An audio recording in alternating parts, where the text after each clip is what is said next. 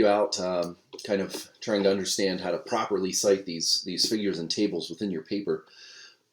It can be very confusing at times, and there's a lot of rules within the the formatting structure to kind of adhere to. And one of the reasons that we properly cite tables and figures is that, especially within this paper, it's not our own individual work. Now, if you were to take your own data and put that into an Excel file and create a table, then you wouldn't need to cite these things. But 99% of the time, you're going to be using somebody else's work within this paper to kind of show what's going on. So I have a general kind of download within Canvas that you can jump into. And if you go through the Canvas assignment on properly citing figures and tables, along with the lecture and other things, you find this this document in there, and it kind of gives you kind of some ideas, and it tells you basically the formatting options in a nutshell here.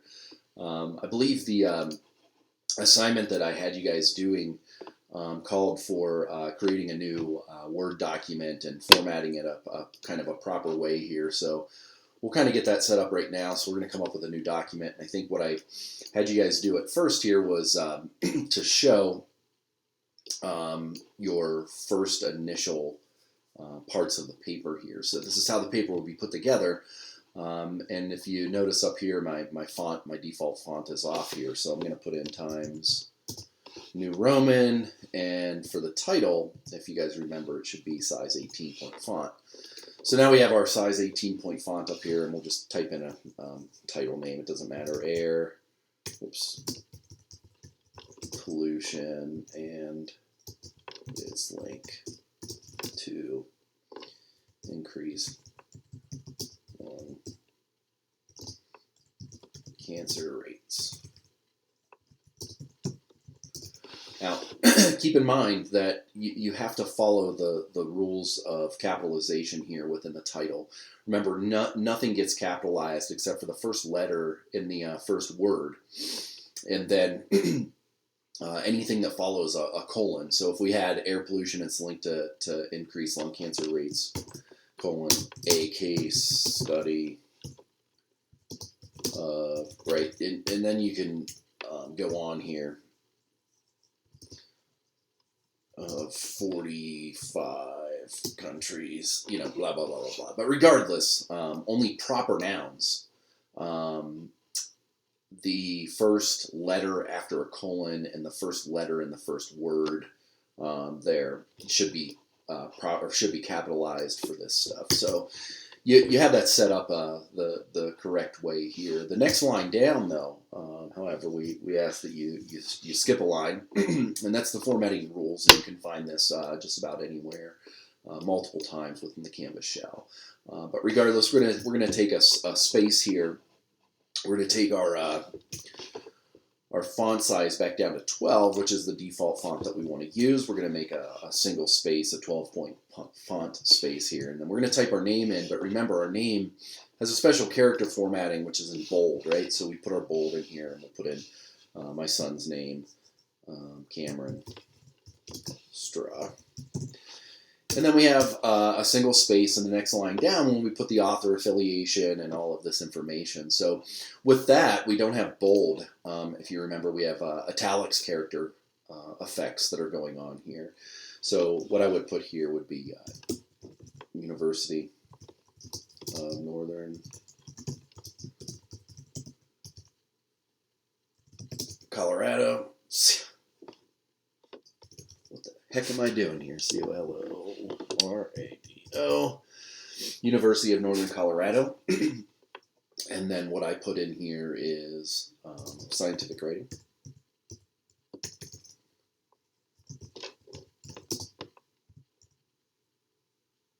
And it's proper noun.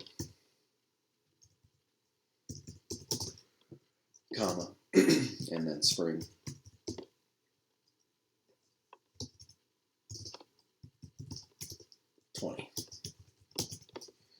And if you'd like, you can put the section number in as well, whatever that is. It's not necessary, but as long as we have the University of Northern Colorado, Scientific Writing, Spring 2020, and doesn't necessarily have to be in that order. I think that's what you should have in there. And then I think what I had you guys do is come down here, and what we're going to do is we're actually going to place some figures and tables in here. And within the figures and tables, then we're going to properly cite those according to the rules that are kind of found here. So I downloaded an article, just a random article off of UNC Libraries, and I'll pull that up here. And the article name is Creating and Managing a High-Performance Knowledge Sharing Network, the Toyota Case. And I have no idea, I just kind of randomly looked up an article for this. But it's a good article, right? Pages 345 to 367. So what you have to kind of take into consideration here is, let's say we're going to be using a figure from this article. We need to know, one, the article, where the article is published. And with that, you can find this information on a variety of different places. But for example, this one popped up, and it's the name of the journal is actually called Strategic Management Journal. And so we'll use this information for our actual references cited, but for the figure that we're going to cite in this, ultimately we just need to know the year that the journal was published here, and then we're going to be looking for the actual page number that was on. After we do that, then we'll go down and we'll actually put in our reference for this, because we still need the reference within the references cited section here. So let's just scroll down through here and find a figure that we would want to use here, and we'll scroll down, trying to find one that's not too difficult to crop out here. And if you're having problems trying to figure out how to crop or move these things around or whatever they are, I have videos on that as well. But ultimately, on this one, what we're going to do is we're going to use figure 3 here, Toyota's network level knowledge sharing process, right? I have no idea what this means, but regardless, we're going to use it. And keep in mind that what happens here is, so we're going to use this figure right here, and we need to be able to make sure that we're using the information that we want, but we don't want to copy any of the original author's information in there that's not needed for the figure. So many people will then, crop this thing and say, okay, well, I'm going to crop this whole thing, and then that's good enough for me, right? Here's our image, and then we're going to put that in there. And then you have all of this stuff in there that just looks really, really bad. So like I said, for example, if we just kind of put this in here, there's our cropped image, right? So if we were to minimize this and say, okay, we want to put this in to this as our figure 1, right? Basically what we're going to do is we're going to go to, there's a variety of different ways that you can do this. We're going to go into insert picture from file, right? And I think if I just go to my desktop here, which I just did, I can select this image and then I can insert it. And basically what this is it's just the copied text, right? But you have all of this information that makes no sense to your individual paper. Like, one, this is figure 1 for us. It's not figure 3. This would be plagiarizing, because all we're doing is we're copying and pasting this. And then many people down here will then, put figure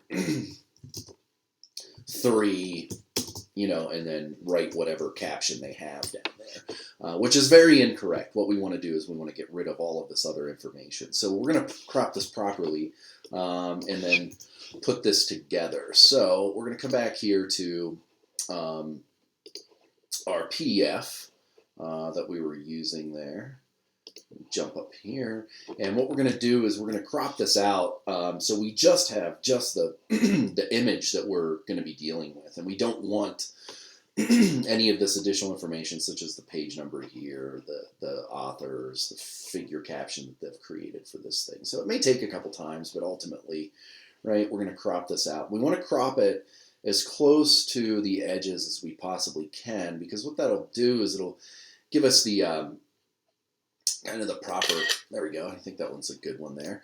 It'll give us the proper kind of resolution that we'll need to put into Word. One of the things that we must be able to do as a reader is be able to read the images. So if you crop something that nobody can see or nobody can read within the original paper, that it really doesn't make sense. It's worthless to have in there because you can't see it. But anyway, we're going to go ahead in here. We're going to do the exact same thing that we did with our original one here. After I take a sip of coffee. So we're going to come up here and we're going to insert a picture from file, and I'm going to choose the one that we just cropped out with that. So we insert this in here, and notice that we have a nice clean image. Nothing else is on there. All of the other information has now been kind of erased or isn't on there. So now what we need to do is we need to come down and we need to put a figure caption in, right? So we're going to put a figure caption in here, and when we're writing things like that, let's say you have a bunch of text in here, and I'm just going to copy some here and put it in here. So here, let's say you would have your introduction, right? And remember, that's going to be all bold. So we need to make sure that we're following the rules of formatting every time that we're doing this. And then we're going to come in here, we're going to put some text in, right? And your text, I believe, should be double spaced, right? So we come up here and we do our double spacing option for the text. And notice now that the image got pushed down to the next part of the screen. And if it does that, what you want to do is you want to fill in the rest of this with text, and then just start the figure or table at the top of the next page, right?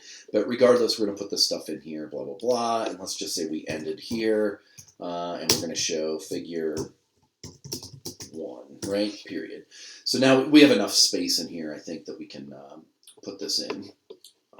So what we'll do is we'll come down here, and we're just going to make this thing a little bit smaller because I think we can still see it. And maybe a little bit bigger there. So we're going to come down here, and now we're going to put figure 1, right? And that's the figure that we're going to be dealing with. Now, some people put this in bold to offset the figure. Some people, within the sentence, you can use the abbreviation FIG period. Regardless, I don't care which one you do. I just want it to be consistent. So just make sure that it's consistent with what you're doing. So regardless, we're going to put figure 1 in here, and then we're just going to write in our own individual caption. We can't use the caption that they used in here. That would just be copying and pasting, right? So if you just copied and pasted Toyota's network level knowledge sharing process, then that's plagiarism, and you're going to get kind of heavily penalized for that. So regardless, let's come up with our own caption here for this thing. And I'm just going to put this up here, kind of, whoops, do that there. Put this back down. Sorry, everything's going goofy now. But regardless, we're going to say this is flow chart showing the avenue, which I can't spell right, flow chart showing the avenue of information sharing within Toyota. Toyota's proper noun. Right? And now, since we didn't make this portion right here, since we didn't make this figure, we need to put in all of our information that will show, right, where this figure came from. So what we do is we don't end the sentence here. We open up a parenthesis to now start putting in all of our information that we would need for the the article. And if you go back to the documents and the lectures and all of these things in here, I show exactly what you want to do when you're putting the information in here. And if you notice, you put the term from in here, and that's telling the reader that you basically just took this information and put it in here. The other thing that we need is the author information, the year of publication, and then the page that the actual figure or table is on. And ultimately, this is what's going to separate us copying an image, the page number here. And when we put the page numbers in any type of in-text citation, what we're saying is it's a direct quote. Now, for the purposes of this class, you're never allowed to use direct quotes within the text, but you can use direct quotes when you're copying a figure or a table, right? So we need to format that properly. And again, there's a whole bunch of rules in here, and it's very easy to get lost. So what we'll do is we're going to go back to our original article here, and we're going to pull this up, and we're going to go back up to our referencing information here, right? So the two people who did this was Jeffrey Dreyer and Quintero, whatever that is, right? So we're going to take these names, and you could create a citation right now because you are going to need this within the references cited section. But what I'm going to do is I'm just going to kind of pull this up here so I have the names of them there so I can take a look, and now I can put this information in. So remember, we do last name first, so we're going to say from, and then we're going to put a single space in here, and we're going to put Dyer, which is the first author here. Oops, D-Y-E-R. And then we put a comma, right? And we know that his name is Jeffrey H, so we put J period H period, comma.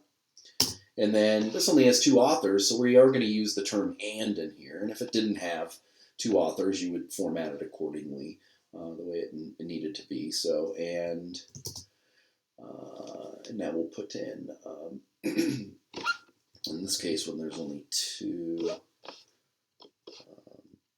we're going to remove that comma, and what do we got here? N-O-B-E-O-K,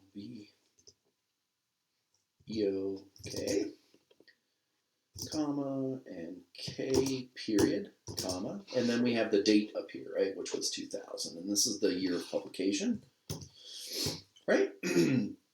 So we have 2000, and then we're going to put another comma in here, and we actually need to put the actual page number that this came from.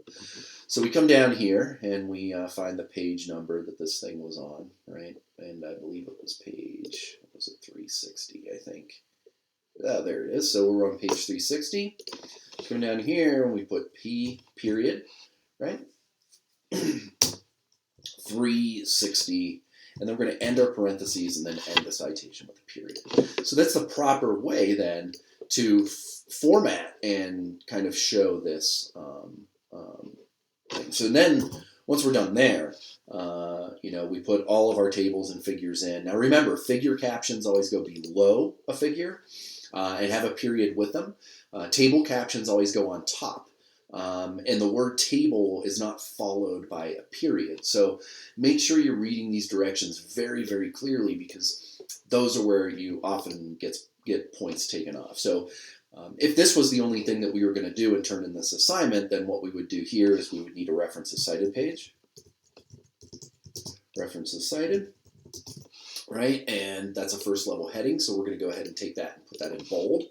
And then the next thing that we would do is we would then properly cite whatever page or whatever works we were working with. So I just have a reference that I can copy and paste here. So regardless, this is the one that you guys used on your original homework assignment. And what we can do is put this information in there. Notice that there's a few things that need to be taken care of there, but regardless, what we can do is we can modify this information and come in here and go back to our original one, right? We come up to the top, and here's our information, right? So if there's only one number there, it's in bold, that's going to be a volume. Volumes are kind of the major category, and then those volumes are subdivided into issues, and issues sometimes into other things. But regardless, this would be a volume number, and this would be the page number. So what we're going to do is we're going to use volume abbreviation, which is a lowercase v and a period, right? Remember that. And we're looking at volume 21. And then the pages that we're on, P period, would be 345 to 367, and then we're always going to end that reference with a period. Now, if there's a DOI number in there, then what you can do is you can comma, put your DO9 number in there, and then end that with a period, but it doesn't matter. We're not looking at a DOI for this one.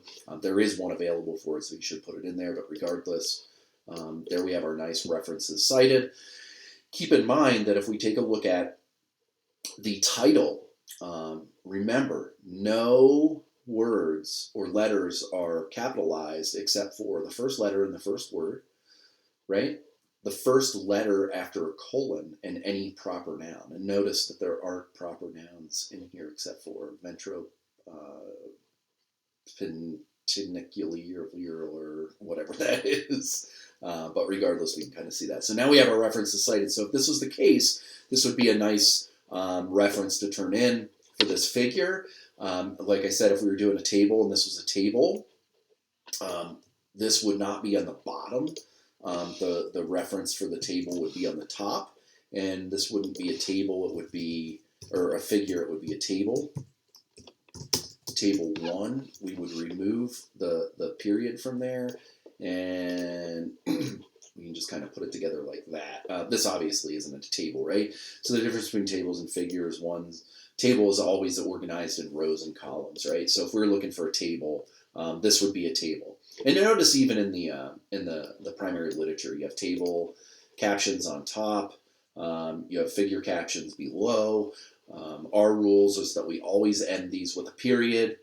In whatever this journal is, Strategic Management Journals, saying that they don't end it with a period, which is perfectly fine, but rules are going to be different all the time, and that's why I kind of have you guys do one individual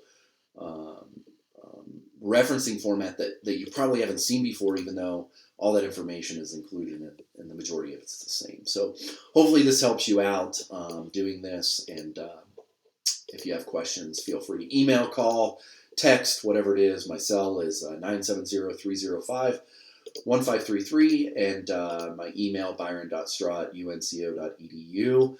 My office number, 351-2470, but at this time, it's probably just better just to text me or call me, or send me an email. That's as good as well. So hope this helps. Have a great day.